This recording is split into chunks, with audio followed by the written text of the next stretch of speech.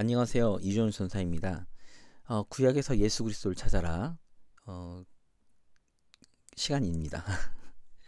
예, 창세기 15장을 오늘 살펴볼 건데요.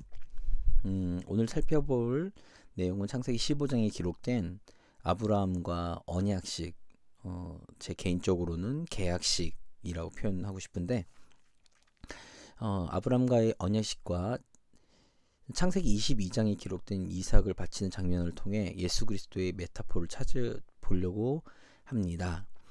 근데 오늘 아마도 시간상 창세기 22장에 기록된 이삭에 관련된 내용은 다음 시간으로 아마도 조정이 될 것 같고요. 창세기 15장 12절에서 17절은 예전에는 난해 구절로 굉장히 해석하기가 좀 어려웠습니다. 그거에 대한 그 어떤 모습에 대한 것들을 도대체 어떻게 해석을 해야 될지 난해한 구절이었는데, 고고학자들이 고대 근동 지역을 발굴하면서 알아낸 것이 그 당시 계약식 혹은 언약식이었습니다. 오늘날 같은 경우는 문서로 계약서를 쓰고 공증을 받아 법적 효력을 가지는데, 고대 근동 지역은 부족 국가 형태이기 때문에 오늘과 같은 법적 효력을 기대할 수가 없었던 것이죠. 창세기 15장 12절에서 17절에 그려지는 그림이 바로 고고학자들이 발견한 계약식 장면과 동일합니다.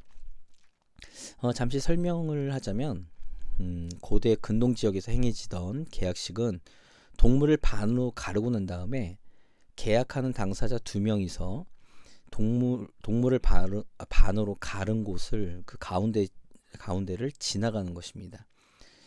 이런 행동이 필요했던 거는요, 계약을 파기하는 사람은 반으로 갈라진 동물처럼 된다는 강력한 의미를 담고 있습니다.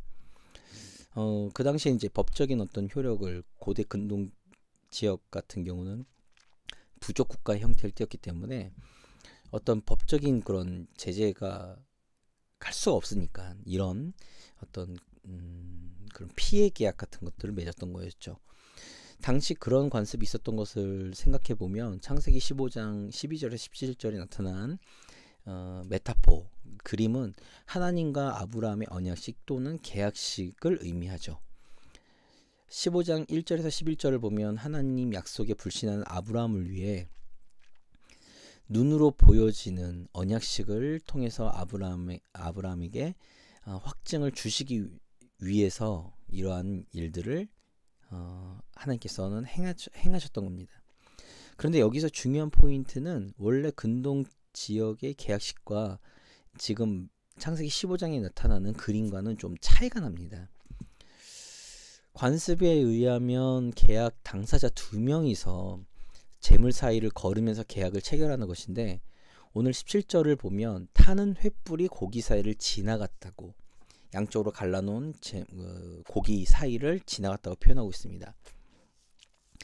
여기서 타는 횃불의 이미지는 하나님의 현현을 의미합니다.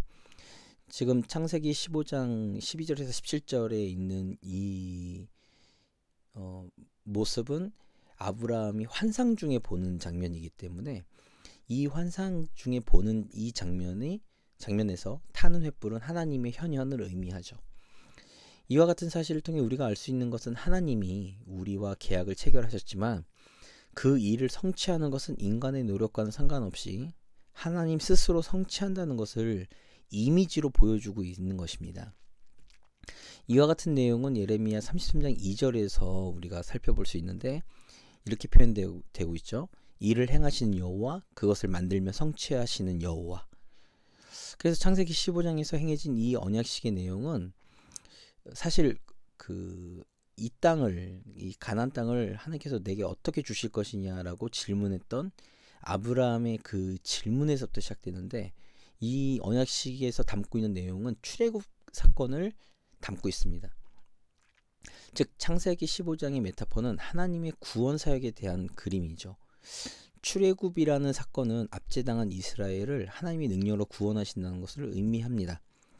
출애굽기 사건은 오늘날 우리의 구원 사역과도 아주 밀접한 메타포이죠.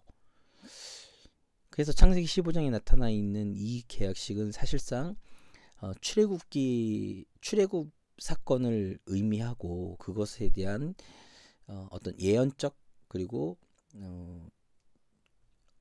그 언약적 관점에서 볼 수 있다면 그 출애굽 사건이 결국엔 우리의 구원 사역과도 연결되는 그런 메타포이기 때문에 결국 구원은 인간의 노력과는 별개인 하나님의 주권에 속한 문제인 것을 오늘 창세기 15장을 통해서 알 수 있습니다. 이것을 아브라함과 체결한 언약식에서부터 하나님은 우리에게 보여주시는 것이죠. 제가 창세기부터 요한계시록까지 하나님이 직접 쓰신 것이라고 주장하는 이유가 바로 여기에 있습니다.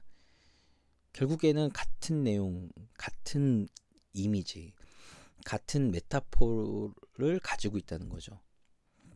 우리 인간은 성경이 쓰여진 그 당시에는 생각조차 할 수 없었던 것이 하나님의 오묘한 섭리와 깊은 지혜가 창세기부터 요한계시록까지 일관되게 기록되어 있기 때문에 그렇습니다. 예수 그리스도의 구원 사역조차 인간의 노력과는 별개인 오직 하나님의 은혜와 주권으로 이루어진다는 것이죠. 하나님 스스로 이 땅에 오셔서 구원의 길을 여신다는 것, 이것이 우리에게 주시는 하나님의 무한한 사랑과 긍휼과 은혜입니다. 여기에서 보여지는 동물을 반으로 가른 것은 또 다른 어떤 이미지로 예수 그리스도의 십자가와 연결되어 있습니다. 하나님 스스로 자신의 몸을 십자가에 내어주어 반으로 가르는 희생제물이 된다는 것을 의미하기도 하죠. 이 부분은 저의 개인적인 해석입니다. 창세기 3장부터 우리가 살펴보는 것은 우리의 구원은 하나님의 손에 의해 이루어지는 희생과 연결되고 있습니다.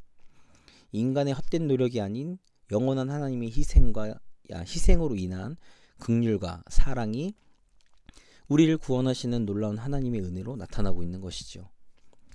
이것은 하나님의 깊고 놀라운 지혜입니다.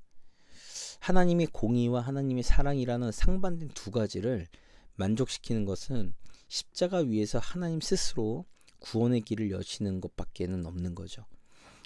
인간의 그 어떠한 노력과 행위로도 하나님의 공의를 만족시킬 수 없고 죄의 결과로 심판해야 하기에 하나님의 사랑이 그렇게 놔둘 수가 없는 이 이중적인 하나님의 공의와 사랑에 대한 이 상반되는 이 두 속성을 해결하는 것, 이 모든 것을 해결하기 위해서는 하나님이 직접 구원의 길을 여시는 방법뿐이라는 것을 하나님 스스로는 처음부터 알고 계셨고 그것을 계획하고 계셨던 거였죠. 오늘 살펴본 창세기 15장은 아브라함과의 언약식에서조차 하나님이 스스로 계약 당사자가 되어 인간의 노력이 아닌 오직 하나님이 직접 모든 계약을 이루시겠다는 것을 넘어서서 반으로 갈라진 희생의 제물이 스스로 되신다는 것을 보여주는 메타포입니다. 오른쪽 위에 있는 카드를 클릭하시면 제가 오늘 이 내용을 가지고 설교한 영상을 보실 수 있습니다. 참고해 보시면 좋을 것 같고요. 네, 오늘은 짧은 시간 창세기 15장에 관련된 내용으로 우리가 예수 그리스도를 찾아보는 시간을 가졌습니다. 네, 구독과 좋아요를 눌러주시면 저에게 큰 힘이 되고요. 1인 미디어 사역자를 추구하고 위해서 기도하면서 나아가는 미약한 힘에 조금이나마 보탬이 되어주시면 참 감사하겠습니다. 네, 그러면 오늘도 십자가의 능력으로 승리하시는 하루가 되시기를 바라면서 다음번에 찾아뵙겠습니다. 예, 감사합니다.